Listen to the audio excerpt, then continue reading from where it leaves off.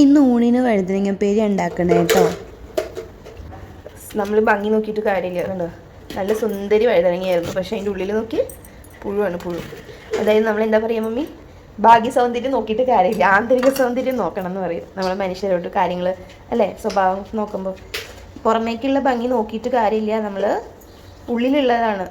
പെരുമാറ്റത്തിൽ നിന്നാണ് ഒരാൾ നന്നാവുക എന്ന് പറഞ്ഞ പോലെയാണ് ഇപ്പോൾ. അങ്ങനെ നമ്മൾ പുഴുവില്ലാത്ത കുറച്ച് വഴുതനങ്ങ അരിഞ്ഞെടുത്തു കേട്ടോ. എന്നിട്ട് നന്നായിട്ട് 2-3 തവണ ഒന്ന് കഴുകിയെടുത്തു. നല്ല വഴുതനങ്ങയായിരുന്നു, കാണാൻ നല്ല നീറ്റായിരുന്നു. പക്ഷേ ഉള്ളിൽ നമ്മൾ മുറിച്ച് നോക്കിയപ്പോൾ പുഴുക്കളായിരുന്നു. അപ്പോൾ നമ്മൾ പുഴുവില്ലാത്ത വഴുതനങ്ങ നോക്കിയെടുത്ത് അരിഞ്ഞിട്ടുണ്ട്. കുറച്ചേ കിട്ടിയുള്ളൂ, കുറേയൊക്കെ നമ്മൾ കളയേണ്ടി വന്നു.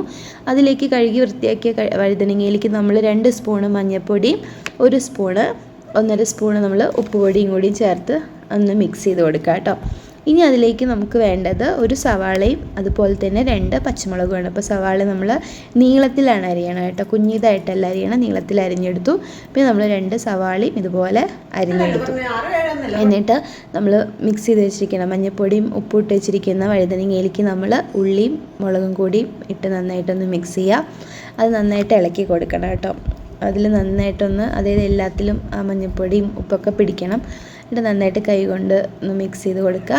എന്നിട്ട് നമുക്കത് ചൂടായ ചട്ടിയിലേക്ക്, നമ്മൾ ചീനച്ചട്ടി എടുത്തേക്കുന്നത്, അപ്പോൾ ചൂടായ ചട്ടിയിലേക്ക് കുറച്ച് വെളിച്ചെണ്ണ ഒഴിച്ചു. പിന്നെ നമ്മൾ മിക്സ് ചെയ്ത് വെച്ചിരിക്കുന്ന വഴുതനങ്ങ കൂട്ടും കൂടി ഇട്ട് നന്നായിട്ടൊന്ന് ഇളക്കി കൊടുക്കുക.